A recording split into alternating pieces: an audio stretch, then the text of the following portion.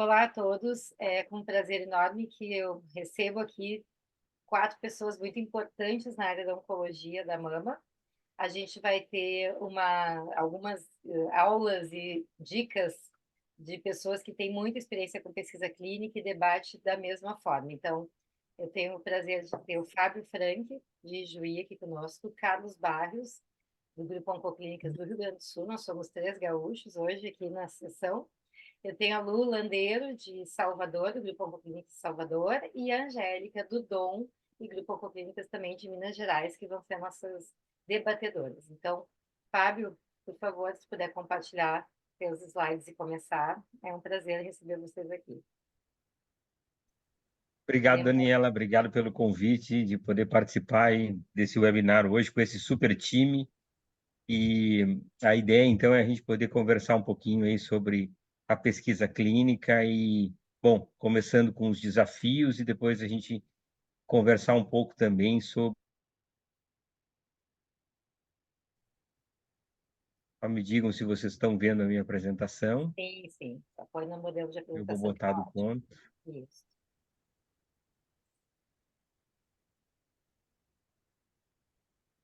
Perfeito. Bom, e para falar sobre desafios em pesquisa clínica, o interessante é que assim, a gente sempre pensa que falar sobre pesquisa e falar sobre o cenário brasileiro, a gente vai estar diminuindo os desafios. Só que o que acontece? A pesquisa clínica é algo bastante dinâmico, e nós temos uma mudança no cenário das pesquisas, tanto do ponto de vista global quanto no Brasil e na América Latina, com que faz que a gente tenha que estar se adaptando o tempo inteiro. Então, a ideia aqui é a gente pontuar de uma maneira bem objetiva quais são esses desafios e depois conversar um pouquinho sobre quais seriam as soluções para o Brasil. Deixa eu...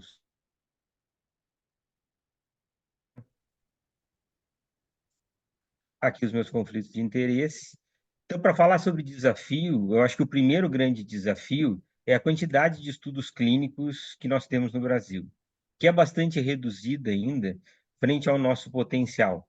Hoje o Brasil ocupa uma posição muito acanhada em número de estudos clínicos, por tamanho de população que nós temos, perfazendo aí não mais que 2% do total de estudos clínicos em oncologia, que é muito pouco se a gente comparar, por exemplo, com os Estados Unidos,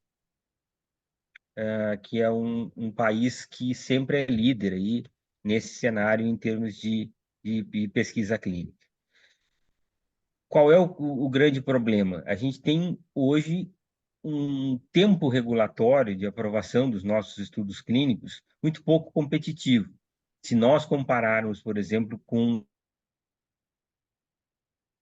a Latina, nós estamos fazendo muito pouco para melhorar esse tempo de aprovação. E isso, obviamente, que afugenta muitos estudos do Brasil que possam ser iniciados aqui. A gente sabe que velocidade é fundamental.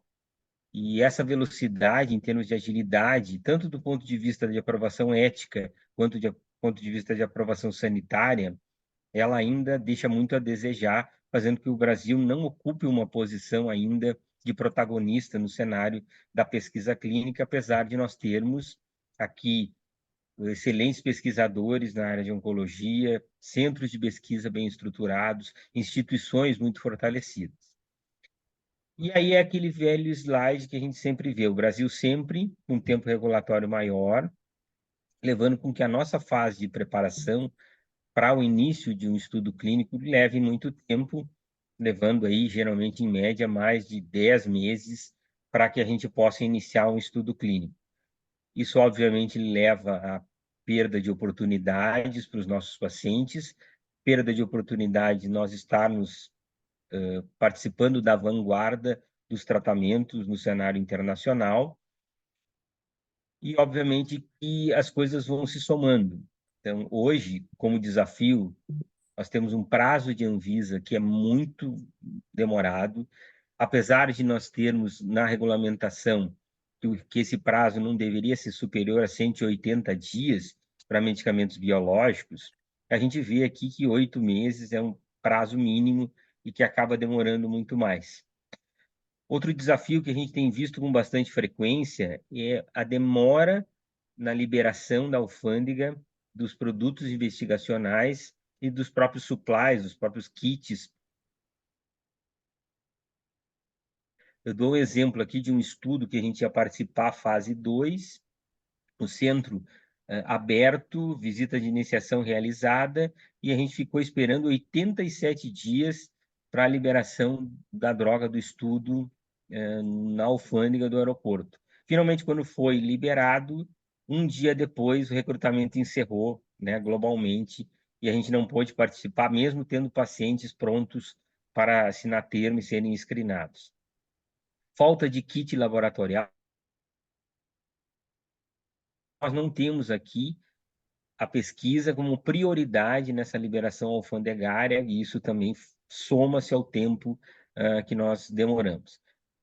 Então, um ensaio clínico hoje pode levar facilmente mais de um ano para iniciar, e isso inviabiliza o Brasil para estudos de fase 1 e muitos estudos de fase 2, onde a gente sabe que o cenário aqui ideal seria de poder abrir o estudo em pelo menos aí 4 meses, desde a fase de submissão até a inclusão do primeiro paciente. Então, esse cenário de imprevisibilidade é talvez a situação mais difícil que nós temos hoje, um lugar para se fazer pesquisa clínica. Por quê? Porque os nossos prazos, eles não são prazos que possam ser aplicáveis de uma maneira regular. Ok, eu tenho estudos que eu já abri em 4 meses, mas a grande maioria dos estudos tem um prazo muito maior do que isso. Cenário. E aí vem, né, sempre a explicação que acaba sendo de demora, porque nós temos uma sobreposição de aprovação ética, nossos estudos têm que passar por uma aprovação do Comitê de Ética Local e depois tem que passar pela CONEP, algo que é totalmente inexplicável, porque os dois fazem exatamente o mesmo trabalho, e sem falar que hoje nós temos aqui, pelo registro, mais de 800 CEPs distribuídos por todo o Brasil. Então, uma dupla aprovação é óbvio que vai acabar causando uma fila, e essa fila leva, então, a demora e leva em perda de oportunidade de acesso para os nossos pacientes. Para complicar ainda mais, a CONEP criou os CEPs acreditados, que, num primeiro momento, seria uma ideia interessante de você descentralizar e ter uma aprovação única, porém, ela acreditou apenas 5 CEPs. O que acontece é que esses CEPs já estão sobrecarregados, com fila de espera, e também fazem com que muitos centros deixem de ser escolhidos, porque os próprios patrocinadores querem só esses 5 CEPs, porque na teoria a aprovação deles é mais rápida. Então você cria um viés aqui de seleção de centros de pesquisa, até mesmo perigoso. Então, obviamente que essa não é uma solução. Então, essa aprovação no sistema local e central não é isonômica. Nós temos velocidades diferentes e exigências diferentes para projetos estrangeiros versus os projetos nacionais. E para complicar ainda mais, a gente tem uma normativa de acesso pós-estudo muito confusa. Nós temos farmas que continuam fazendo estudos de extensão e fornecendo medicamento mesmo após estudo, obedecendo essa regulamentação, mas nós temos também farmas que transformam o acesso pós-estudo num uso compassivo, levando a grandes confusões, porque muitas vezes o paciente do SUS que está em pesquisa num centro privado, ele acaba tendo que ser reenviado ao SUS para poder receber esse medicamento pós-estudo, mas aí sem mais acesso a exames pelo patrocinador, gerando uma grande confusão do que realmente é a obrigação do patrocinador ou não é obrigação. Então, as regras não são claras e isso acaba complicando bastante o nosso dia a dia como pesquisadores. Avançando um pouco mais, e esse slide mostra isso, a complexidade da importação e do desembaraço de materiais de pesquisa na alfândega. Como nós temos ainda dificuldade para coisas que seriam óbvias, né? Medicamento de pesquisa para paciente com câncer não poderia ficar numa fila de espera aduaneira. Se nós conseguíssemos melhorar esses prazos, e a gente vai conversar um pouco o que pode ser feito para melhorar isso, nós estamos preparados? Será que as nossas instituições hoje pesquisa, nós temos orçamentos que já estão planilhados e que podem, então, ser liberados com agilidade também, porque senão nós vamos correr o risco de termos mais agilidade na aprovação regulatória, mas os nossos processos locais tornarem a abertura do Centro Morosa. E levando também em consideração que hoje nós temos muitos devices que são aplicados para os pacientes de pesquisa, como diários eletrônicos, como smartphones, e fazendo com que a gente tenha, então, dificuldade para alguns pacientes acessar o cenário da pesquisa clínica. Um outro problema no Brasil é a plataforma Brasil, né, que serviria, então, para submissão e acompanhamento dos projetos, mas que tem também uma demora muito grande na sua atualização e que, se nós descentralizarmos os processos de aprovação, vai precisar ser adaptada e modificada, e isso também tem que ser levado em consideração e precisa entrar no nosso cenário de discussão.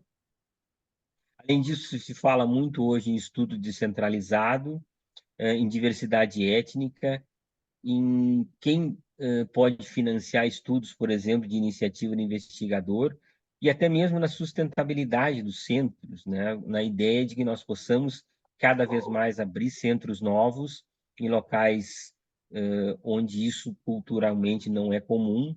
Eu falo aqui, por exemplo, da região norte e da região nordeste, e também de que maneira nós poderíamos trabalhar com centros em rede, com centros satélite, com centros coparticipantes, que pudessem exercer procedimentos facilitando a vida dos pacientes e evitando deslocamentos desnecessários, evitando que os pacientes precisem, por exemplo, mudar de estado para participar de um estudo clínico. Então, se nós pudéssemos capacitar centros que estivessem subordinados a centros principais e que dessem, então, toda essa assessoria, todo o treinamento e toda a supervisão, isso facilitaria muito a vida do paciente. Temos barreiras linguísticas também. Um levantamento recente da SBOC mostra que 50% dos oncologistas não dominam inglês. Se nós extrapolarmos isso para a população brasileira, 1%, né, da população apenas é fluente em inglês. Então, isso faz com que também a gente tenha dificuldade em interagir mais e fazer estudos globais que possam ser interessantes. Fatores econômicos, disparidade econômica em toda a América Latina. Eu conversava com uma colega da Argentina, que passa por uma inflação que passa dos 100% ao ano, da extrema dificuldade que ela tem, por exemplo, de negociar um contrato de pesquisa e fazer com que o time internacional e os patrocinadores entendam uma inflação que faz com que os preços dobrem a cada ano. Estabilidade econômica também com relação a financiamento e alocação de recursos.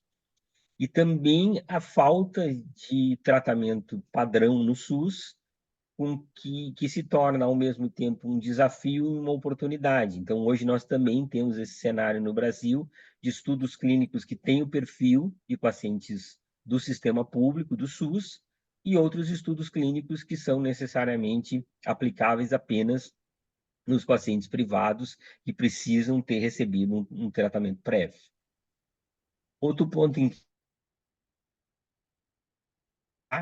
a essa exigência, que parece ser cada vez mais comum, de diversidade étnica e genética na nossa população de estudo clínico, no momento que nós também temos dificuldade de ter acesso a essa população, porque nos faltam dados, nos faltam mecanismos onde a gente possa acessar essa população menos participativa nos estudos clínicos, para que os nossos estudos tenham maior representatividade dessa diversidade. Então, esse também é um desafio para agora e para o futuro.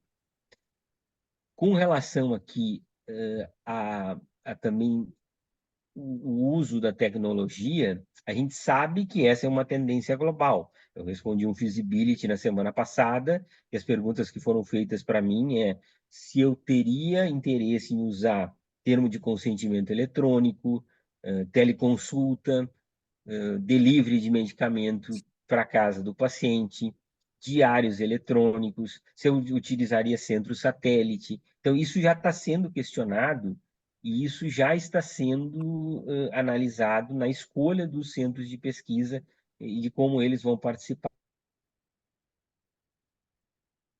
Nós temos boa parcela da nossa população que não tem acesso à internet. Então, apesar de nós estarmos modernizando os processos de pesquisa clínica, e essa é uma tendência global, com o uso de inteligência artificial, por exemplo, nós também precisamos pensar que os pacientes brasileiros podem ficar fora de alguns estudos clínicos simplesmente por não terem capacidade de acesso à tecnologia para participar de um estudo clínico que envolva algum tipo de device ou dispositivo, por exemplo. Outra dificuldade enorme que nós não conseguimos vencer é como nós divulgamos os nossos estudos clínicos para os nossos pacientes e para os médicos referenciadores. Não existe uma plataforma brasileira eficaz que funcione mesmo, apesar de diversas tentativas. Todos nós que estamos aqui hoje nesse webinar, com certeza, já passamos por alguma tentativa de formar, né, uma página ou algum tipo de app que possa divulgar os estudos clínicos, mas o fato é que a gente não consegue fazer com que algo funcione como clinical trials, por exemplo. E esse também é um desafio para a inclusão e divulgação dos estudos clínicos para os pacientes de oncologia que precisam tanto desse tipo de acesso. E também, para já finalizando, como fazer com que os nossos centros novos possam se tornar sustentáveis. Todos os dias a gente é abordado com alguma pessoa interessada em fazer pesquisa clínica, em abrir um centro de pesquisa, mas nós sabemos que pela falta de previsibilidade do início dos nossos estudos, e a falta de previsibilidade também de quantos estudos vêm para o Brasil e quantos estudos eu posso ter realmente abertos, incluindo por ano, os centros carecem, então, dessa dificuldade de se tornarem autossustentáveis. Eu dou um exemplo aqui, que é bastante interessante, né, de um projeto desenvolvido junto com o Instituto Vencer o Câncer e com a LACOG, onde foram selecionados, então, centros no Norte e no Nordeste, e esse projeto tem, né, e ele está em desenvolvimento, por um período mínimo de um ano, para que até que eles possam se tornar autossustentáveis e fazer a sua própria gestão, recebendo estudos que possam manter o centro em funcionamento e para que essa ideia não morra no papel. Então, isso também é um desafio para os centros do Brasil e aqui mostrando, então, como isso também começa a ser aplicável.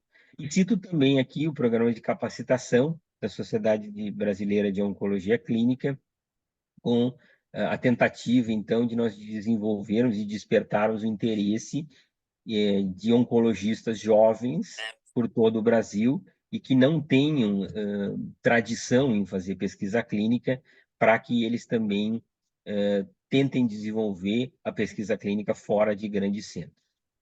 Para finalizar, eu não poderia deixar de falar do projeto de lei da pesquisa, que tenta, então, colocar um pouco de ordem dentro de todas essas dificuldades que nós falamos. O projeto de lei agora voltou para o Senado, depois de tramitar durante 10 anos entre Senado, Câmara dos Deputados, retornando ao Senado.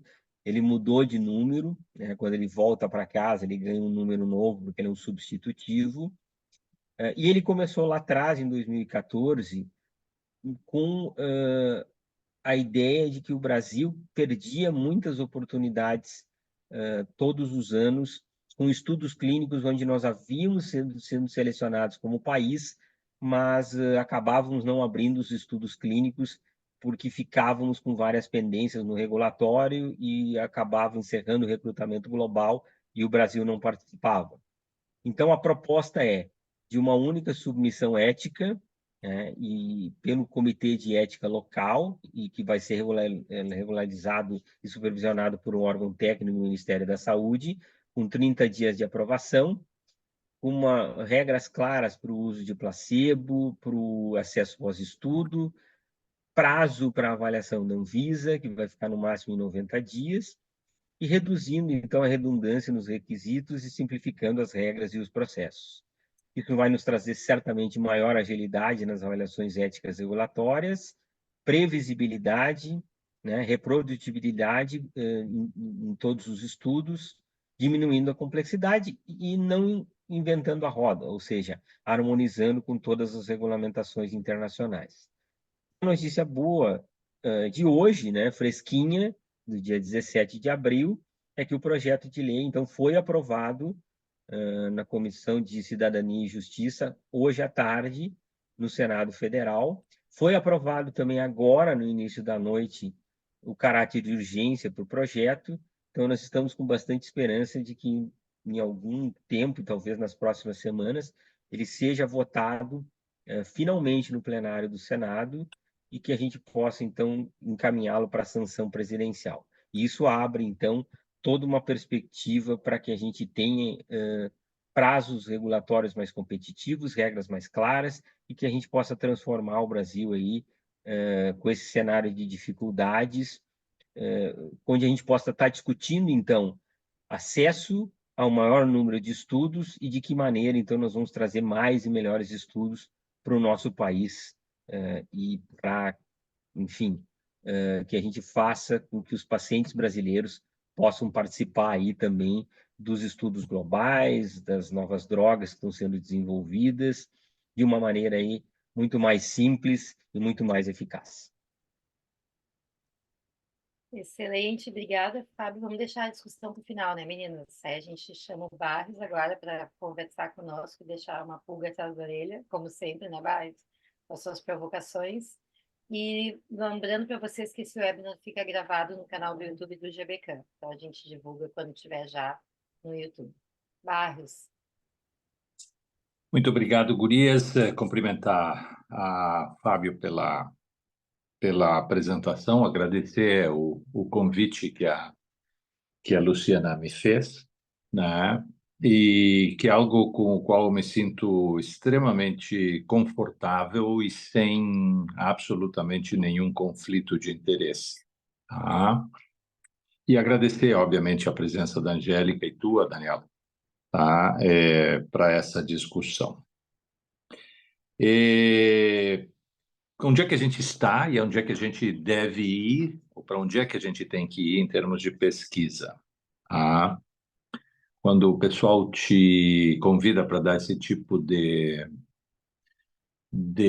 palestra ou discussão desse tipo de assunto, viu, Luciana?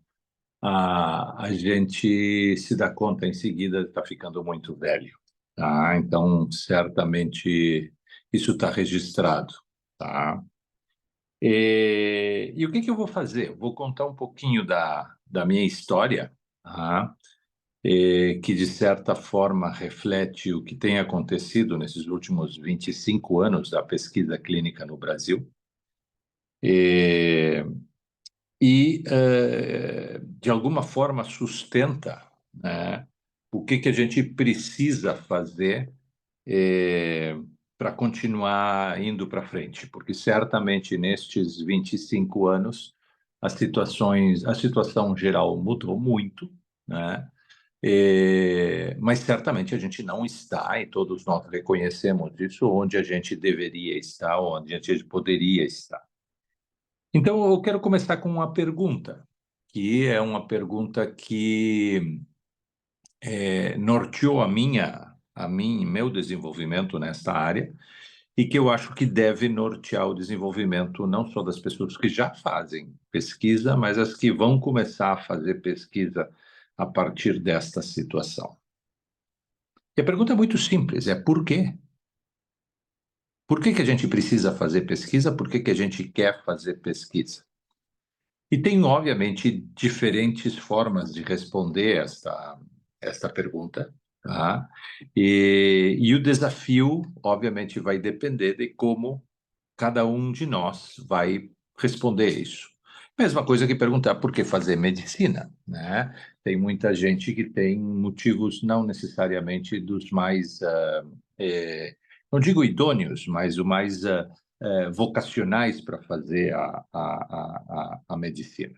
Mas certamente fazer pesquisa clínica tem um impacto, né? Eu vou dizer, para mim, a motivação mais importante foi de que eu via que tinha pacientes que não tinham acesso a novos tratamentos e que a única maneira de oferecer isso para esses pacientes era através de projetos de pesquisa clínica. Isso vai muito mais além de que simplesmente fazer participar de protocolos ou publicações, etc. e tal. Então, certamente, cada um de nós vai ter as suas motivações em relação a isso, mas certamente o benefício que esta atividade tem, de uma forma geral, tá, é muito grande para todos os envolvidos. Eu costumo dizer que pesquisa clínica é um círculo virtuoso, onde todos os envolvidos eventualmente têm benefício. Como fazer pesquisa clínica? O que fazer, né? E isso é importante porque se a gente chegou até aqui, ir para frente provavelmente vai ter o mesmo tipo de questionamento, tá?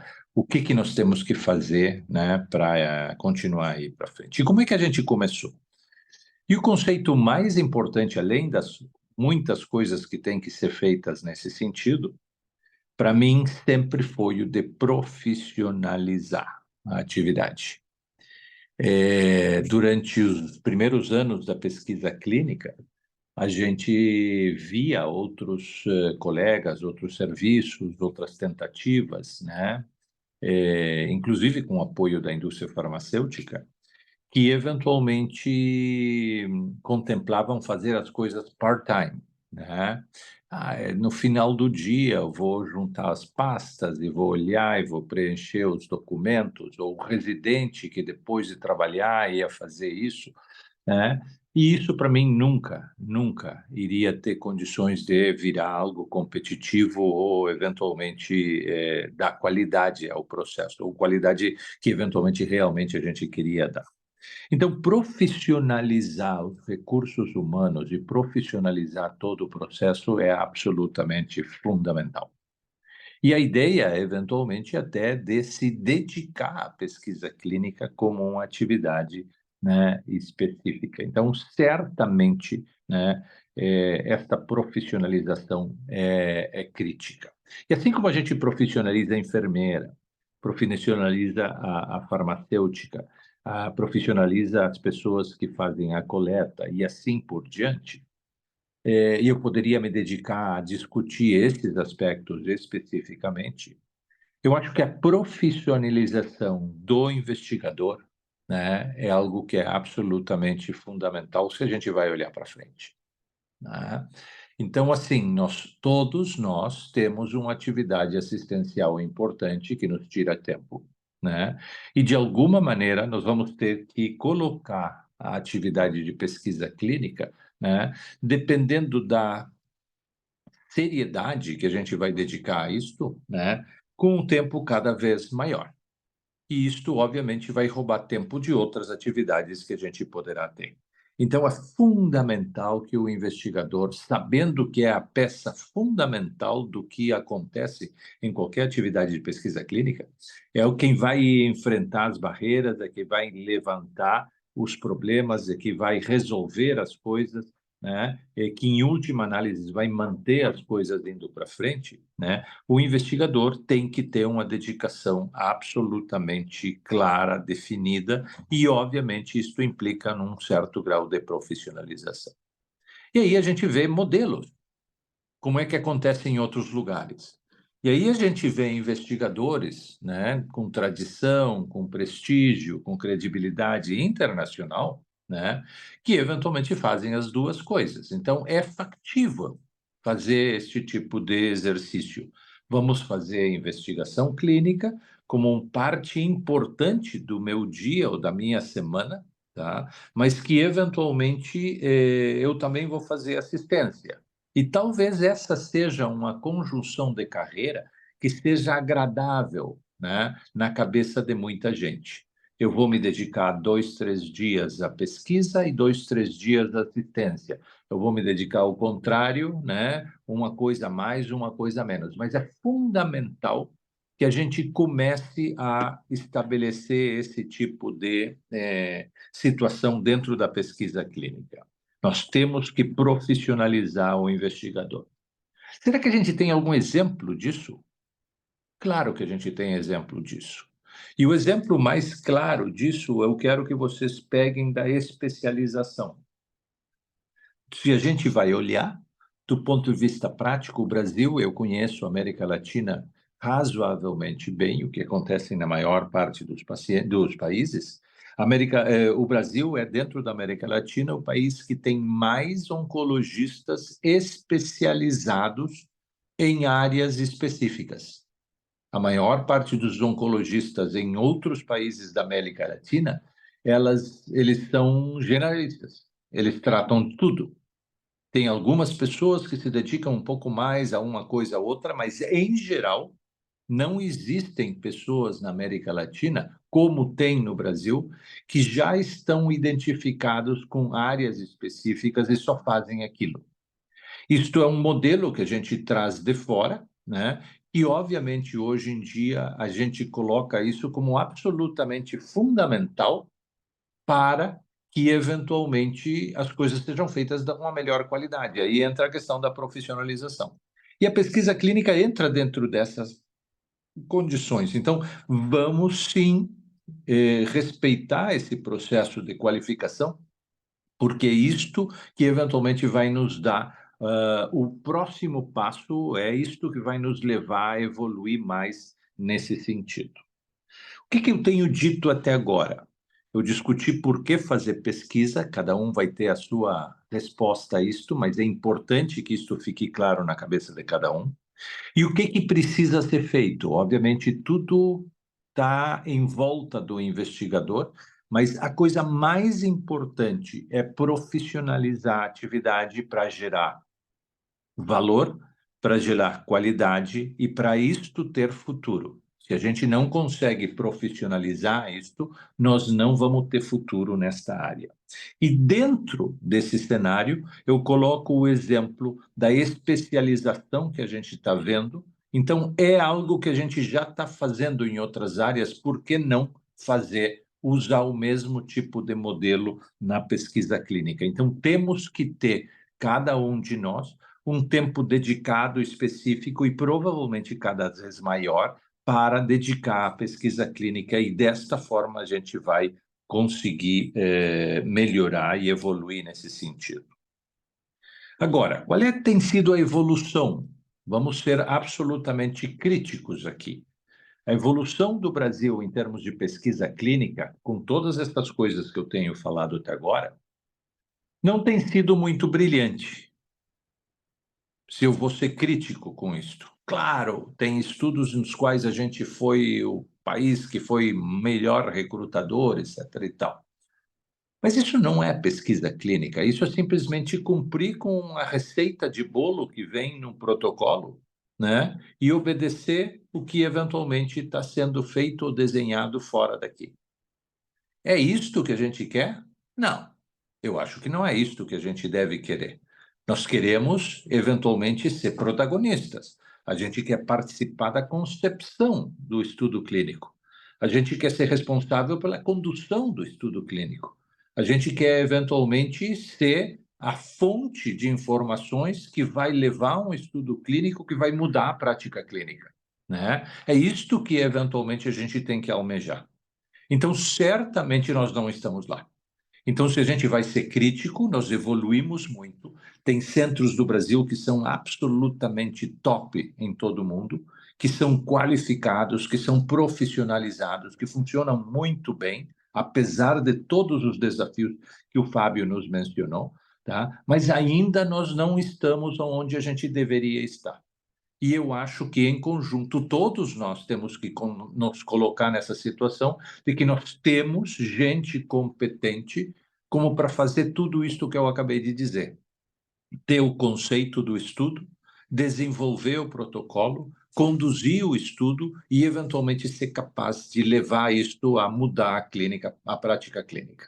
Tá? E nós não estamos nessa situação. Mas é fundamental que a gente reconheça isso, porque isto está na base de todo o processo de profissionalização desse investigador. Então, nós temos que ter investigadores que, eventualmente, tenham tempo e tenham condições de, eventualmente, fazer todas essas coisas, de começo até o fim. E é isto que, eventualmente, a gente tem que enxergar na frente e ver, assim, quando que nós vamos chegar e como nós vamos chegar lá. E nós temos pessoas, sim, qualificadas, que estão já nesse caminho. Então, do ponto de vista prático, eu vou dar um exemplo particular nesse sentido. Eu particularmente desenvolvi, né, o treinamento, a formação, né, e a sustentação inicial de Gustavo Verutsky para ele ser diretor do LACOG e se dedicar, né, 90% do seu tempo à pesquisa clínica. Vai ter muitos Gustavos? Não, não vai ter muitos Gustavos. Mas certamente tem muitos especialistas, né, em determinadas áreas que vão ter condições de se desenvolver como investigadores clínicos, que vão desenvolver todas essas qualificações que eu estava falando há um pouco. Então, certamente, este tipo de modelo, né, que é o que acontece fora daqui, é absolutamente necessário que seja reconhecido para que a gente consiga evoluir e não fique simplesmente fazendo a receita de bolo que a gente recebe. É fundamental que isto fique absolutamente clínico. Ter um bom, claro, ter um bom centro de pesquisa que consegue fazer protocolos e colocar pacientes em protocolos de pesquisa é fantástico, é muito bom.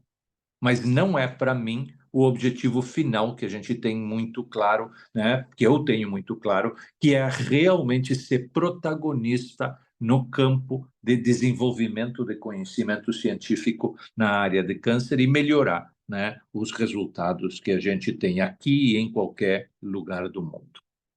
Então, lembrem desta questão de que nós já estamos fazendo isso na parte assistencial, nós temos que estender isso para a parte do ponto de vista de pesquisa clínica especificamente.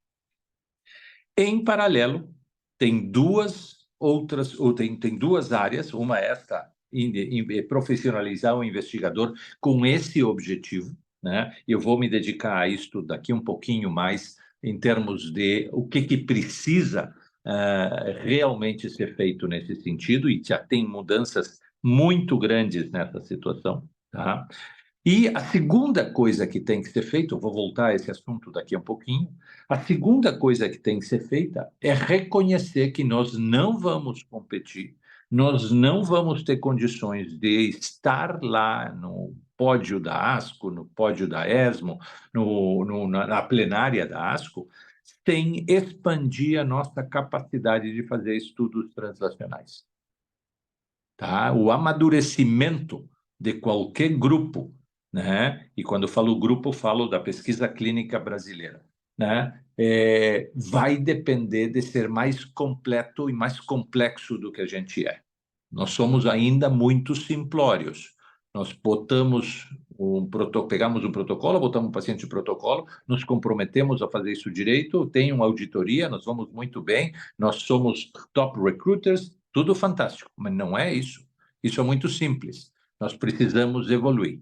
E parte dessa evolução, que traz credibilidade, traz conhecimento, é eventualmente desenvolver pesquisa translacional. Pesquisa aqui da bancada para o paciente, do paciente para a bancada. A gente não tem ainda uma maturidade nesse sentido e nós precisamos começar isto com urgência, porque a gente já está suficientemente atrasado, né, em relação a isso. Então, ter esse tipo de condição é uma coisa difícil. Como é que nós vamos sustentar isso? Como é que nós vamos fazer as alianças com as bancadas que já estão em funcionamento no Brasil? A maior parte dos oncologistas clínicos que fazem pesquisa não tem uma interação com um laboratório básico, né, que é absolutamente fundamental para responder perguntas, para gerar material, para gerar pesquisas, para gerar ideias. É absolutamente fundamental que isso venha a acontecer. Então, certamente, profissionalizar um investigador é fundamental e ele tem que eventualmente se desenvolver e expandir toda a nossa capacidade de pesquisa translacional é absolutamente crítico, como dois elementos fundamentais do que precisa ser feito daqui para frente. Muito, muito importante agora é ver qual é a sustentação que a gente tem como para realmente fazer isto que eventualmente a gente está pretendendo fazer, ou que eu estou propondo fazer. Finalizando tudo isto, eu vou colocar um desafio que está começando a ser modificado de forma absolutamente fantástica, né? Lenta, mais rápida, mas está acontecendo, que é nós temos que profissionalizar, né, outras áreas em volta da pesquisa clínica. E dentro desse sentido, né, o que a gente tem como visão para frente é que o investigador tenha condições de, eventualmente, ter a ideia, fazer o protocolo, mas nós não temos recursos para fazer isso. A pesquisa acadêmica em todo o mundo é um desafio. Isto acontece em todo santo, né? Toda santa reunião de grupo cooperativo tem uma ideia fantástica, tem o protocolo escrito, mas não tem recursos para fazer o estudo. O que se faz? Se procuram recursos para isso. E isso tem recursos públicos, tem recursos na sociedade, tem recursos na indústria farmacêutica. Tá? O low-hanging fruit nessa situação é, eventualmente, apresentar isto para a indústria farmacêutica, que poderá ter interesse específico nesse estudo. E aí surge o conceito, que é algo que a gente vem perseguindo há bastante tempo, tá? E que está se conseguindo fazer, que é o Investigator-Initiated Trial, o estudo iniciado pelo investigador. Isto não existia no Brasil até muito pouco tempo atrás, ou existia de forma muito, muito tímida, certo?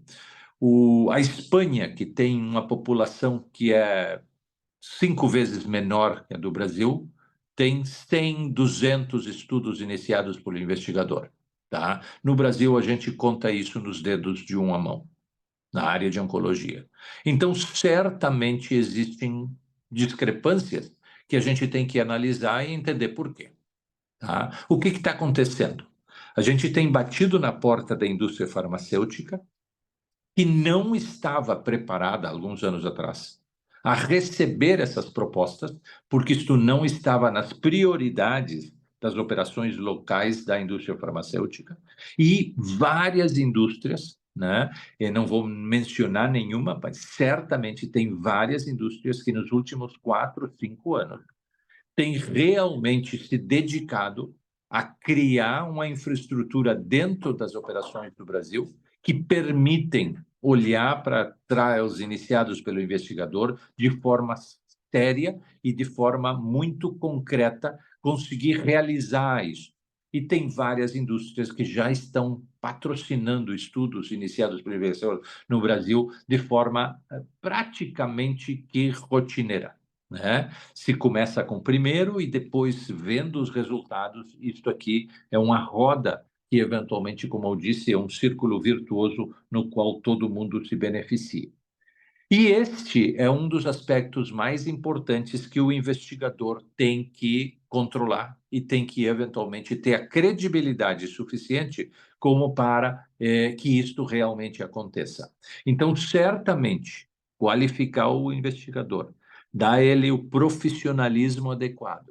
Isto vem com credibilidade, e esta credibilidade, junto com todo o suporte profissional que eu falava antes, que permite a produção da ideia, a elaboração da ideia, a construção do protocolo e a apresentação disso de uma forma profissional, certamente leva a que os patrocinadores comecem a se sentir na obrigação de responder também na mesma medida, né? E ser profissionais nesse sentido. E eu espero, né, que isto esteja num momento, digamos, de limiar, que a gente daqui a pouco, né, tenha dezenas de estudos iniciados pelo investigador no Brasil. Não estamos lá, mas certamente esta é uma perspectiva. E é isto que os investigadores que já estão nesse caminho têm que começar a olhar. Aqueles que já têm parte das coisas que eu estou falando já completas, têm que começar a pensar como é que eu faço o seguinte, como é que eu consigo, né, realmente apresentar um projeto e que essa ideia eventualmente seja concluída, né, num protocolo que seja sustentado pela indústria farmacêutica. Com tudo isto, eu estou absolutamente, né, apaixonado pela ideia do LACOG, né, que foi montado justamente por causa de todos esses objetivos. Como é que a gente se junta, como é que a gente colabora, como é que a gente consegue profissionalizar toda a estrutura que permita para que os investigadores consigam dar a ideia e, eventualmente, essa ideia é devolvida na forma do protocolo, com os contatos com a indústria e com todas as respostas respondidas para que aquele protocolo realmente consiga acontecer. Então, isto já existe. Nós já temos essa estrutura. Então, a ideia que, eventualmente, um investigador possa ter eventualmente pode sim chegar a cumprir com todo esse caminho e se concretizar em algo realmente palpável. Então, para terminar, né, esta apresentação inicial, e depois a gente pode discutir, eu sei que vai ter muitos desafios para responder o que vocês vão colocar, né? Eu acho que, desde o início, a gente tem que saber por que quer fazer isso, né? Não é segredo o que precisa ser feito, né? E eu mencionei a profissionalização e a expansão para a área translacional como dois elementos absolutamente críticos para que daqui a 5 ou 10 anos a gente tenha no Brasil em outro patamar.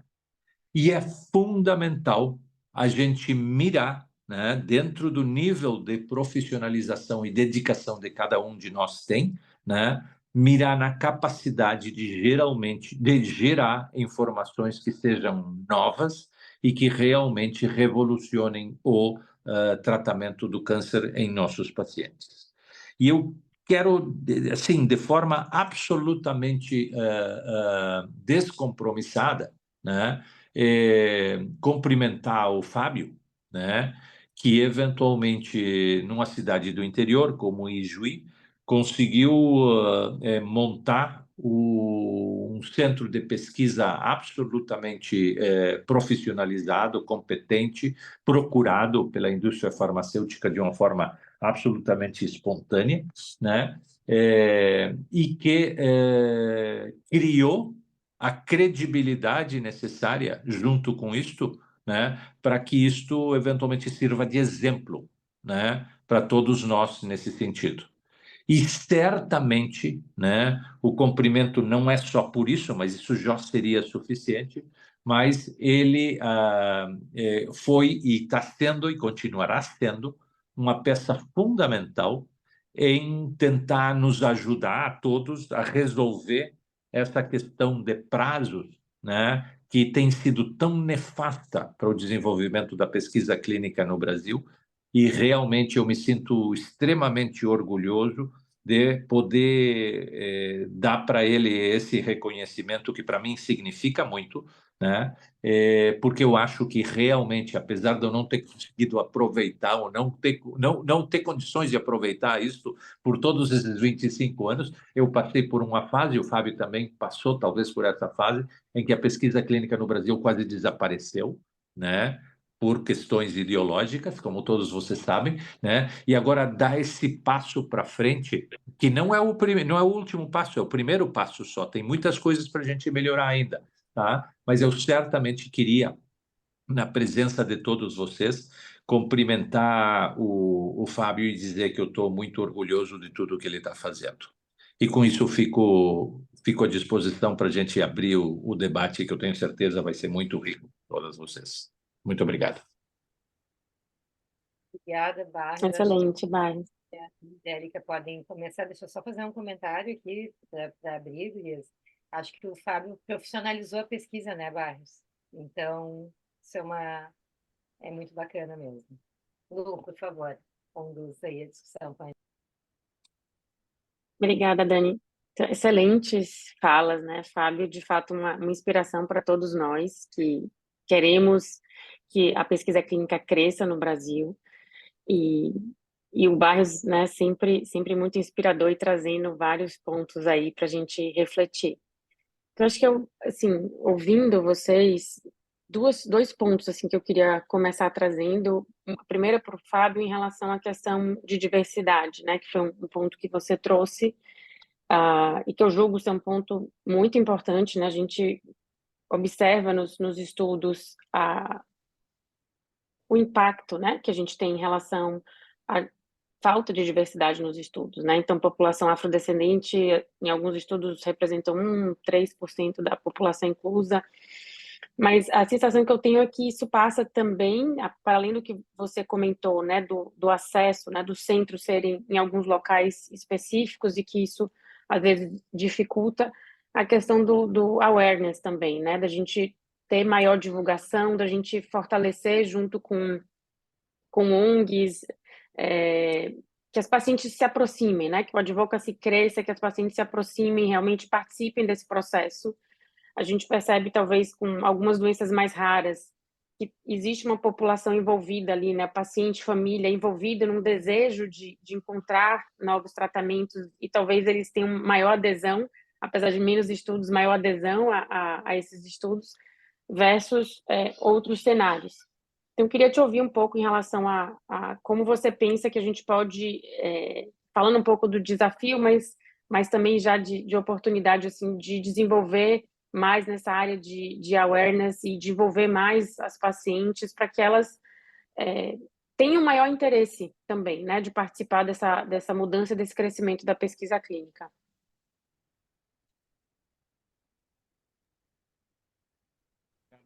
Bom, em primeiro lugar, eu quero agradecer esse reconhecimento do Dr. Barros. Ele sabe muito bem o quanto ele serviu de inspiração para mim quando eu pensei na pesquisa como uma carreira profissional, e certamente eu podia ter ficado acomodado colhendo aí os frutos, né, de ter estruturado. Eu creio que também é a nossa tarefa a gente multiplicar isso e transformar o nosso país, transformar a realidade, dando condições para toda uma nova geração de pesquisadores e oncologistas que vem pela frente. Então, todos esses pontos que o Dr. Barros levantou, na verdade, são os pontos onde a pesquisa clínica no Brasil vai chegar à sua maioridade e à sua maturidade, que é poder sair, então, só de estudos patrocinados, recrutando pacientes, para estudos onde a gente possa desenvolver, né, projetos locais, iniciativa do investigador, formando e capacitando toda uma nova geração. Eu acho que é isso que eu acredito e a gente está no caminho certo. Com relação à diversidade, Luciana, me chama e me deixa muito frustrado quando a gente vai, por exemplo, a Salvador e visita centros de pesquisa e vê que a inclusão da população negra é mínima. Se em Salvador, né, você não consegue ser inclusivo, né, onde a população negra é a esmagadora maioria, o que resta, né, para o Brasil? Então, eu vejo que o problema ele é estrutural. Para começar, os próprios pacientes eles vão passar a confiar mais nos médicos e nos estudos clínicos quando, por exemplo, nós tivermos mais oncologistas negros ou oncologistas indígenas, onde eles possam se identificar. Se eles não se identificam, né, com o médico, se eles não se identificam com o que está sendo oferecido para eles, é óbvio que eles não vão querer participar. Então, vai ser necessário todo um engajamento, e aí sim, e tem que ser feita toda uma imersão nessas comunidades para que eles possam criar alguma proximidade com com o trabalho que a gente faz. E só a partir disso,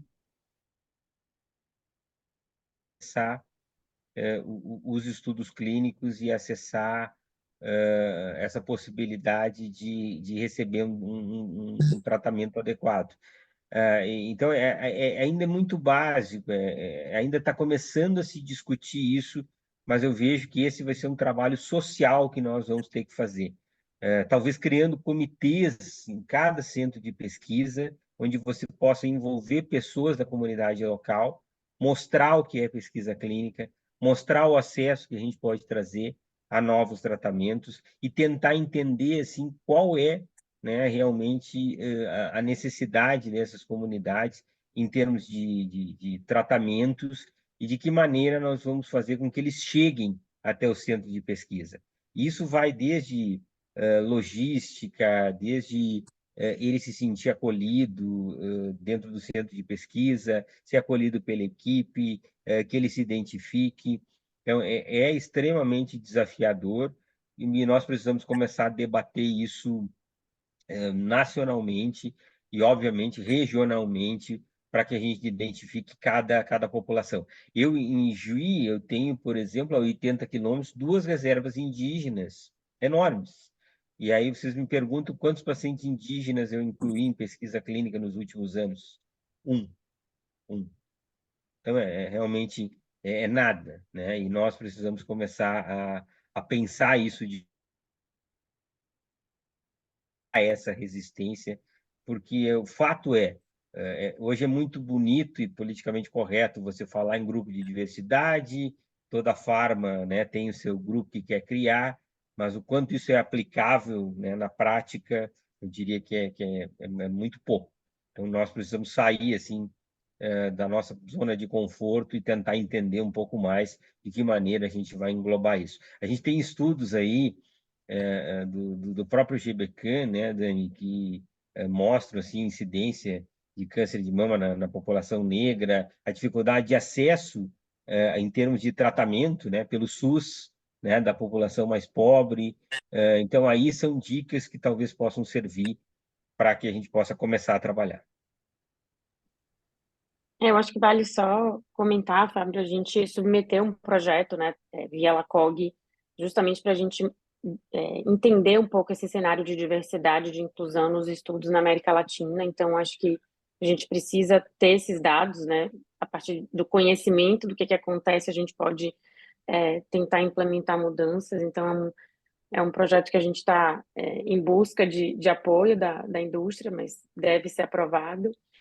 E a gente tem um outro estudo também, 2 estudos correndo em paralelo também, tentando olhar para qual o entendimento, qual a percepção dos pacientes em pesquisa clínica e em centros que têm pesquisa clínica, mas que não participam de protocolos de pesquisa em relação à pesquisa clínica. Então, acho que são 2 estudos que a gente está desenvolvendo também via LACOG, né? A Heloísa Rezende participa, a Gisá também, e eu acho que são dados importantes para que a gente entenda qual que é a nossa realidade, a gente possa tentar implementar aí mudanças a partir desses dados também.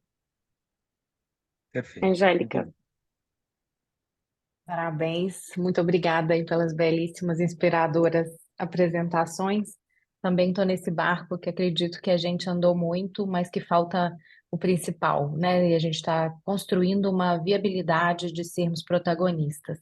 Identifico também que a gente ainda tem lacunas a serem preenchidas e tem um pouco de receio da gente tentar esse protagonismo e não estar totalmente preparado, assim como, por exemplo, a construção das cadeias translacionais, tão fundamentais no momento com os nossos institutos federais tão maltratados, né, que seriam seriam naturais parceiros dessa pesquisa translacional. Hoje, grande parte dos institutos federais de greve, né, nesse dia de hoje, tanta tecnologia parada, mal usada, então acho que a gente tem muito para pensar como utilizar melhor o que está sendo gasto nesse país. Vou começar provocando o Fábio, né? Toda a nossa admiração, faço coro a esse grupo que admira seu empenho, aí 1 década de esforço, né, para chegar nessa proposta de marco regulatório tão fundamental. Mas a gente está cheio de marcos regulatórios na nossa oncologia, lei dos 60 dias, lei dos 90 dias. Como é que a gente vai fazer para isso ser efetivo, assim, para que não se, é fundamental a gente ter o marco, mas como é que a gente vai fazer isso acontecer na prática e a Anvisa sair de 8 meses para a solicitação é 90 dias, certo? Para regulamentação. A gente já tomou todo o cuidado para que no projeto de lei a gente tivesse dispositivos de aprovação tácita. Ou seja, se a Anvisa não aprovar em 90 dias, a gente pode iniciar o estudo.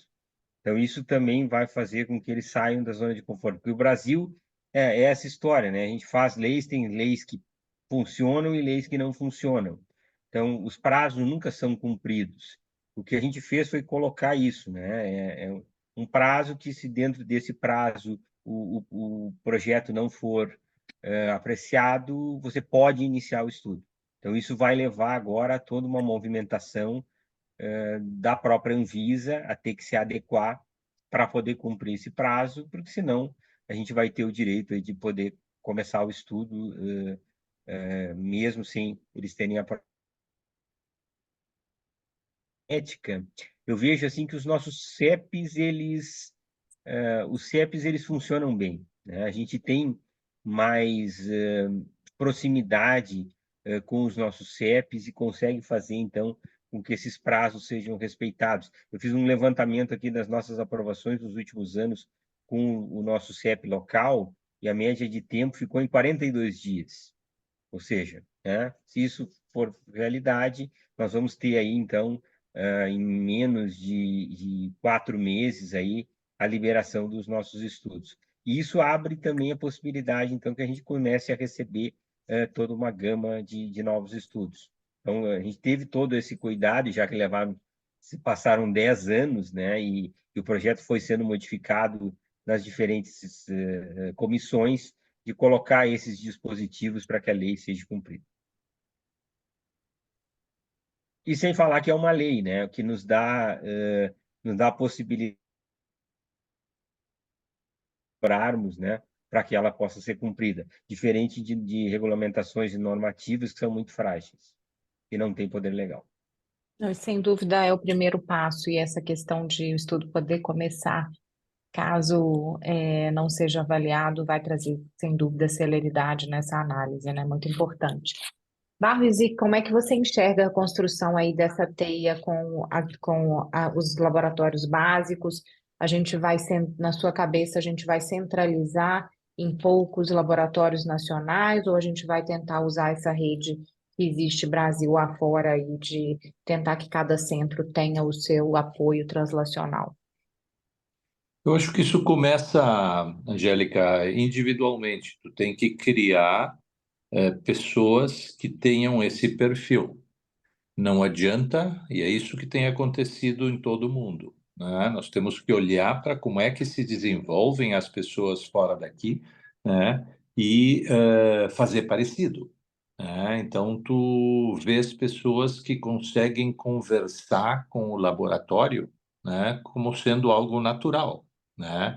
Eles veem o paciente e de tarde estão analisando um estudo na bancada. Então, do ponto de vista prático, existe essa figura. Nós não temos. Nós não temos essa figura em número suficiente no Brasil e a gente precisa desenvolver isso. Então, nós temos que criar a oportunidade para as pessoas saberem que isso existe. Nós temos que dar a oportunidade dessas pessoas aprenderem, irem a algum lugar onde isto realmente acontece, e nós temos que trazer essas pessoas de volta e dar um sustento para essas pessoas nos primeiros 2, 3 anos, até que essa pessoa consiga se desenvolver. Então, assim, óbvio que é isso que a gente fez em relação à pesquisa clínica. É muito mais fácil tu dar o exemplo e, eventualmente, a pessoa se dedica, profissionaliza a sua estrutura e, eventualmente, começa a funcionar, tá? Aqui nós temos desafios que são um pouquinho mais sérios nesse sentido, porque tu precisa treinar essa pessoa, né, por anos, né? E se olha o que aconteceu com o Gustavo Verutsky, né, foi exatamente isso. Ele foi para o IORTC, ficou 3 anos lá, depois voltou de novo para o grupo alemão, e depois a gente conseguiu trazer ele, né? E, obviamente, ele precisou, no início, ser sustentado para isto, até que ele gerasse o seu próprio sustento. Então, do ponto de vista prático, né, não tem como inventar a roda, é isto, né? Possibilidades um pouquinho diferentes do que essa. Tu pega alguém que está pronto lá fora e traz. Mas tu tem a obrigação, de alguma forma, sustentar essa pessoa no início, porque senão ela não fica. E ela tem que ser uma pessoa que vai privilegiar estar no Brasil, de certa forma, no começo isolada, versus está num Memorial de Nova York, está num MD Anderson de Houston, onde ele sai do laboratório dele e tem 2 ou 3 laboratórios que vão ajudar ele, né, a se desenvolver. Então, assim, a gente tem que criar esse tipo de cenário, né, e escolher pessoas que realmente queiram ficar aqui e tenham essa vocação. Então, isto vai levar um tempo, eu não tenho dúvida de que vai acontecer, mas certamente nós vamos ter que ter esse tipo de visão para dar espaço para essas pessoas, né? E eventualmente oportunizar que elas venham se desenvolver. Certamente, como tu está dizendo, existem pessoas que fazem pesquisa básica, né? Que já estão, né, trabalhando.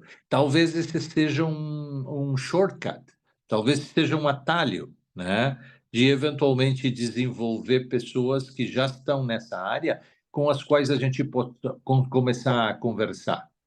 Eu acredito que o clínico que vá para um laboratório na Europa, um laboratório nos Estados Unidos, um laboratório em Israel, que eventualmente vai ser mais fácil de desenvolver do que eventualmente estabelecer uma relação local. É uma impressão, eu não sei, tá? Eu acho que as duas coisas vão ter que acontecer. Certamente é fundamental. No intervalo disso, nós não podemos ficar paralisados. No intervalo disso, a gente tem que reconhecer que hoje em dia, cada vez mais, a colaboração é a coisa mais importante que pode ser feita. Então, nós conseguimos fazer pesquisa translacional colaborando com laboratórios fora. Certo? Então, a gente não precisa estar paralisado, nós temos que desenvolver o nosso pesquisador translacional. Mas existem laboratórios que estão perfeitamente à disposição para a gente interagir e colaborar internacionalmente, que é o que eles fazem naturalmente. Então, é certamente algo que a gente pode ver no futuro como algo que tem que ser desenvolvido, mas nesse intervalo, nós podemos fazer, sim, pesquisa translacional, desde que a gente colabore com esses laboratórios. E tem milhares de laboratórios que estão dispostos a fazer isso. Então, é fundamental, Angélica, que a gente, em conjunto, pense essa situação como um desafio, tá? E, eventualmente, tome medidas iniciais que, eventualmente, levem a uma solução, provavelmente a médio e longo prazo. Eu tenho uma visão Mas, otimista em relação aos. Só um minutinho, Lu, para fechar esse assunto, em relação aos novos Gustavos Verutsky, né? Já que a gente personificou aí esse cargo como a primeira pessoa que decidiu se dedicar a isso no Brasil. A gente vive um novo momento de um número muito grande de oncologistas, de necessidade de encaixar novos profissionais, eu acho que a gente vai ter e começam a ter os fellows de pesquisa clínica depois da residência de oncologia clínica, agora surgem os primeiros no Brasil. Acho que vai começar a ter gente formada para se dedicar à pesquisa clínica, e mesmo que a gente faça pesquisa dentro do nosso centro, ter alguém totalmente dedicado, concordo com você que vai ser um divisor de águas assim para fazer a coisa andar, né? É fantástico. Deixa A eu te Dani, dizer assim, ó, não quero botar água na tua fervura, tá certo? Tá? Mas o Gustavo não foi a primeira pessoa que eu tentei, tá certo? Tá? E eu não vou te dizer o número de gente que eu tentei antes do Gustavo, tá bom? Então, eu acho... você não tirou meu otimismo. Eu acho Não, que é não, um novo, eu, é um momento distinto da oncologia. eu acho que tu tem razão. Nisso aí tu tem completa razão. Eu acho que o fato de ter se demonstrado que é possível, o fato de ter essas estruturas disseminadas, é absolutamente algo positivo e que permite que a pessoa não tem que fazer tudo, já está metade das coisas, ou 80% já está feito. Então, ela se integra na estrutura e, bom, o que que eu vou fazer além daqui? Então, onde é que eu vou fazer diferente? Onde é que eu vou melhorar isso aqui? Então, eu acho que isso sim tem completa razão e provavelmente isso seja fácil, ou mais fácil de fazer, né, do que começar do zero, como a gente começou com a nossa estrutura. Tem tanto de pergunta, mas a Dani estava com a mão levantada ali. Eu queria abordar uma pergunta que o Leandro Oliveira fez e também já fazia a minha. O Leandro Barros e Fábio, ele pergunta, pensando em pesquisa translacional, se vocês acreditam que o caminho de fazer aproximação de centros privados com laboratórios de pesquisa básica das universidades seja um caminho, ou realmente só os centros privados vão ter capacidade própria. Eu queria aproveitar a pergunta do Leandro e perguntar para vocês dois. A gente está falando muito de estudo de iniciativa do investigador, a gente depende bastante da indústria farmacêutica, que também é uma fonte excelente de verba. Vocês vislumbram alguma outra forma da gente conseguir verba para estudos de iniciativa de investigador que não seja a indústria farmacêutica? Existe alguma maneira da gente conseguir ter verba governamental de boa monta, não verba para pesquisas, estudos pequenos? Queria que vocês comentassem um pouquinho isso e já respondessem a pergunta do Leandro, por favor. Se o Dr. Barros me permitir, eu começo de trás e o Dr. Barros faz o gancho, porque o que eu enxergo, né? Dinheiro público é algo extremamente difícil de se conseguir, né? E quando a gente tem qualquer crise financeira, é o primeiro dinheiro a ser cortado. Então, a outra tentativa é tentar fazer como no modelo do exterior, e aí o Dr. Barros pode me auxiliar, como, por exemplo, com doações, né? A iniciativa do Cura, por exemplo, é algo que tem esse objetivo. Nós tentarmos, de maneira diversa, como, por exemplo, o Pronon, tentar captar algum tipo de dinheiro que não seja da indústria farmacêutica, porque ao mesmo tempo que esse é um recurso que, ok, ele é útil nesse momento, é extremamente perigoso que a gente fique dependendo só desse tipo de recurso, né? E nós precisamos ter outras fontes para garantir a sustentabilidade do sistema, poder profissionalizar a pesquisa, como o Dr. Barros colocou, e pagar salários que possam evitar, por exemplo, a fuga de cérebros, né? Eu não sei se eu acho que é por aí, né? Eu acho que esse é o caminho de a gente tentar outras fontes. Mas veja, a doação no Brasil é algo extremamente difícil. Não existe a cultura de doação de dinheiro, infelizmente, para a ciência. Então, duas perguntas, Dani. A primeira, tá? Laboratórios básicos, instituições privadas, instituições públicas, né? O que vai ser mais fácil, por onde é que as coisas vão se desenvolver? Resposta, eu não sei. Tá? Eu acho que desaproveitar tudo que a Angélica estava dizendo, de todas essas estruturas já estabelecidas, com equipamentos, muitas vezes, né, disponíveis, né, certo, e com uma estrutura de recursos já estabelecida, né, porque todos esses laboratórios já têm uma série de fontes de recursos mais estabelecidas, então a gente tem que redirecionar o interesse de pesquisa que muitos desses laboratórios têm para a área de oncologia, mas obviamente existem barreiras nesse sentido. Eu acho que tanto do ponto de vista público quanto do ponto de vista privado são avenidas que precisam ser, né, respondendo à pergunta do Leandro, né, precisam ser exploradas. Não sei qual vai ser mais fácil. Eu acredito que isto aqui vai funcionar mais ou menos como funcionaram os centros de pesquisa, tá? Vamos fazer, alguns vão dar certo e o resto vai começar a imitar e ter outras ideias que vão melhorar todo o processo, tá certo? É isso que aconteceu com a pesquisa clínica. Foram alguns centros que começaram, outros centros, né, eventualmente viram que era factível, né, que estava acontecendo, que vinham protocolos, que tinha droga nova, tá certo? E eventualmente por que a gente não faz? se organizaram, conseguiram fazer e, obviamente, toda a roda começou a girar. Então, certamente, a pesquisa transnacional no Brasil, eu não tenho uma receita para isso, mas certamente vai acontecer desse jeito.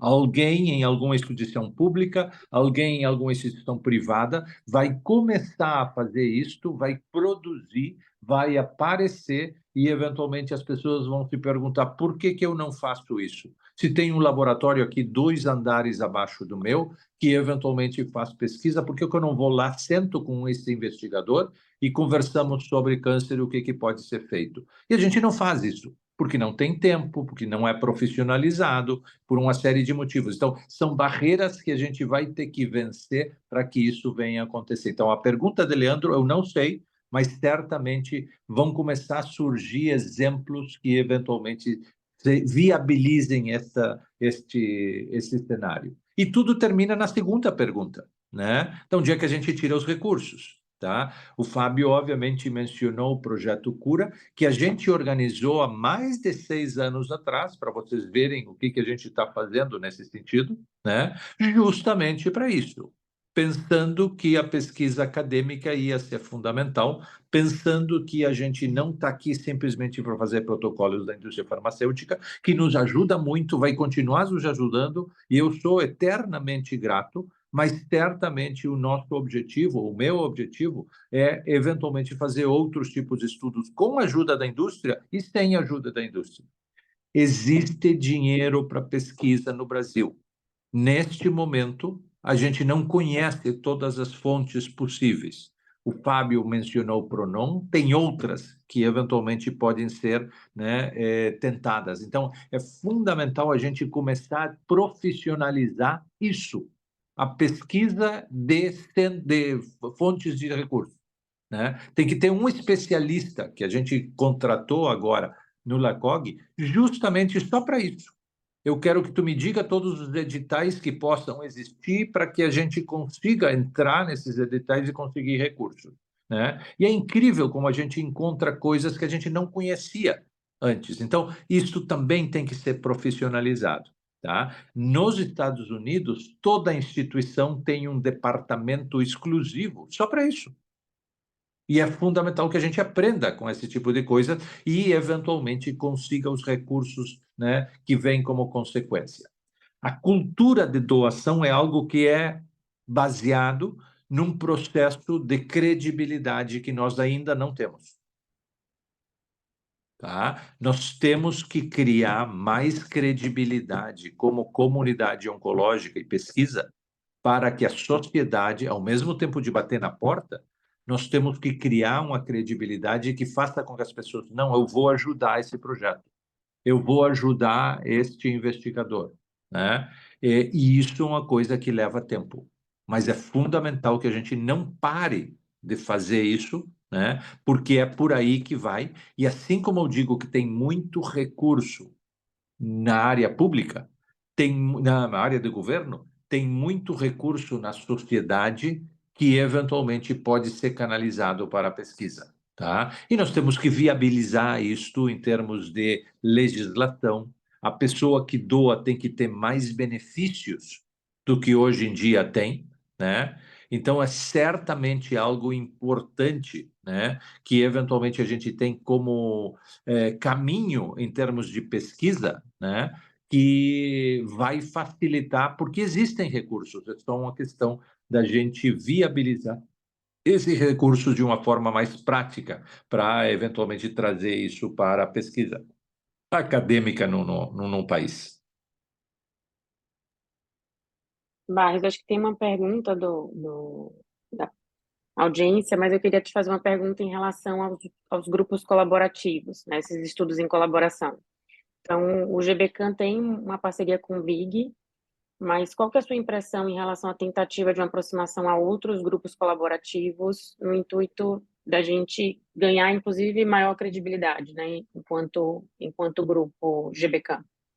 Colaboração é a palavra crítica, nós temos que colaborar com todo mundo, certo? Não pode haver restrição nesse sentido, tá? A gente colaborando aprende, a gente se educa, a gente cresce, né? tu te força a fazer coisas que eventualmente talvez tu não tenha todas as condições naquele momento, então tu te força a ter as condições para cumprir. Então, assim, é uma experiência absolutamente fundamental. E não existe um grupo que seja melhor do que outros, todos os grupos têm problemas, todos os grupos têm deficiências, né? E assim como nós temos, mas certamente, Luciana, a gente tem que colaborar com todos os grupos que se possam colaborar, não só, né, grupos que são mais desenvolvidos, mas grupos que são menos desenvolvidos do que nós. Certo? Porque a gente não só aprende, mas estabelece as alianças que vão ser fundamentais, né, para o futuro. Então, é certamente crítico, por exemplo, que a gente continue, que é outra batalha que eu estou desenvolvendo há muito tempo e que espero que nos próximos anos seja um pouco mais concreta, que todo mundo consiga enxergar, né? Já está começando a ser enxergada, já está começando a ser vista, que é integrar toda a América Latina, né? O LACOG agora tem representação em estudos de todos os países da América do Sul, com exceção do Paraguai. E em novembro eu vou para o Paraguai justamente para tentar fazer com que isso mude. E a gente vai fechar todos os países da América do Sul. Tá? Então, isso há alguns anos atrás poderia até ser pensado como absolutamente uma utopia, né? Mas certamente é uma coisa factível, está acontecendo, e a gente fazendo isso, tu cria força, tu cria corpo, tu cria credibilidade, né? Ajuda as pessoas, e esse tipo de aliança termina sendo muito positiva no futuro. Mas, assim, a palavra colaboração é com qualquer um que eventualmente possa contribuir com o teu desenvolvimento ou que tu possa contribuir com o desenvolvimento deles. Excelente. Barros, a gente tem duas perguntas, a gente está chegando no finalzinho aqui do nosso webinar, mas eu acho que é importante, de repente, uma resposta bem simples. A Laís pergunta se já existe alguma estratégia acontecendo em relação à educação da pesquisa clínica para a população leiga, porque é muito comum a população de várias esferas sociais com aquele discurso de que não quer ser cobaia, né? Então, isso é uma pergunta bem interessante. Alguma estratégia em relação a isso? Talvez a gente, como grupo de Não, não, as estratégias não existem especificamente, mas certamente é uma necessidade fundamental, tá? E não sei se vocês sabem, mas a CONEP, nos últimos, não é só o público leigo, né? A CONEP chamou o projeto de lei do projeto de lei das cobaias, né? Para vocês verem a que nível nós estamos em termos de regulação no Brasil. Não sei se o Fábio vai querer dizer alguma coisa em relação a isso. Mas foi um ponto muito baixo do debate, digamos assim. Tá? Mas certamente, né, respondendo para a Laís, né, a população precisa ser melhor informada, tá? O que é necessário para isso, e tem várias iniciativas nesse sentido. O que é necessário para isso, para revolucionar isto, é uma campanha via Band, via Globo, marketing, né, global em todo o país que a gente consegue fazer, só que, obviamente, tem recursos para isso, mas certamente eu acho que é um caminho fundamental para a pesquisa clínica do Brasil, que a população seja melhor informada. Perfeito. Eu vejo que... Oi, desculpa, Desculpa, Fábio. Dani. Não, Não, fala. eu vejo que as associações... Hoje isso está muito na mão de grupos de pacientes, Oncoguia, Vencer o Câncer, Todos Juntos contra o Câncer, tem procurado, de alguma maneira, também desmistificar. Só que é exatamente isso que a gente vê. Enquanto nós tentamos desmistificar essa questão de cobaia humana, né, os nossos órgãos regulatórios, como a CONEP, né, botam um tom extremamente pejorativo num debate que deveria ser democrático e que já está quase que esgotado, né? Então é uma pena, né, que se desça a tão baixo nível e que se crie esse desserviço à população. Mas enfim, eu acho que a pandemia nos trouxe muita oportunidade de falar de pesquisa clínica, mas todo assunto, né, acaba sendo politizado no país, e eu acho que é uma questão de maturidade também, e com o tempo a gente vai conseguir debater isso em mais alto nível. Sem dúvida nenhuma. E para a gente encerrar aqui, eu acho que uma pergunta bem bacana da Renata Leite, ela queria saber qual é o melhor caminho para, de forma individual, conseguir entrar em um grupo de pesquisa clínica. Fundamental, Renata, assim, ó, a coisa mais crítica em todo esse processo é o investigador, certo? O investigador é o motor fundamental, é aquele que vai receber e pedir alguma coisa e não vai ter. Então tu vai ter que resolver. Tá? E eu lembro, vou contar muito rapidamente, em 30 segundos, o que eventualmente aconteceu comigo. Em 1996, eu fui para a direção da minha instituição e disse, eu quero começar a fazer pesquisa clínica, tem um protocolo novo, uma droga nova, etc. e tal, e eu preciso de uma coordenadora, tá, de estudos. E aí a direção da minha instituição me disse assim, o que é isso? Tá? Isso tem que ser interpretado como exatamente eu estou dizendo. Tá? As instituições, até pouco tempo atrás, não tinham a menor ideia do que era a pesquisa clínica. Tá? Daí eu expliquei o que era uma coordenadora de estudos e por que eu precisava de uma coordenadora de estudos. Aí ele me disse, não, porque se eu dou para ti, eu tenho que dar para todos os outros. E aí vocês me perguntam quem eram os outros que estavam pedindo coordenadora de estudos na instituição. Né? Nenhum, ninguém. Então, certamente, este tipo de barreira é absolutamente presente em toda a história do desenvolvimento de qualquer investigador clínico. Então, é o motor, mas tu não pode te entregar. O que eu fiz? Eu paguei a coordenadora de estudos pelos primeiros 2 anos. E aí, eventualmente, depois de 2 anos, os recursos que vieram dos estudos clínicos começaram a pagar o salário desta pessoa. Mas eu tive que arcar com isso porque eu queria fazer, certo? Então, do ponto de vista prático, o investigador é a coisa mais importante. Então, desenvolver a sua estrutura básica é a primeira coisa que tem que ser feita. Tá? Ter uma coordenadora, uma enfermeira, né? E começar pequeno, ter uma sala, né? Ter condições de atender o paciente, ter condições de ter um lugar onde alguém possa fazer uma monitoria. Todas as regras que são absolutamente conhecidas têm que ser cumpridas, têm que profissionalizar desde o começo. Uma vez feito isso, né? Os grupos de pesquisa estão completamente abertos, em geral. Tu pode participar dos estudos do LACOG, tem vários grupos de especialistas no Brasil com movimentos em termos de pesquisa que estão cada vez mais ativos, então certamente isto não é difícil. A coisa mais inicial, mais importante do início é eventualmente eu quero fazer. Por isso eu fiz aquela pergunta inicialmente, por que eu quero fazer isso?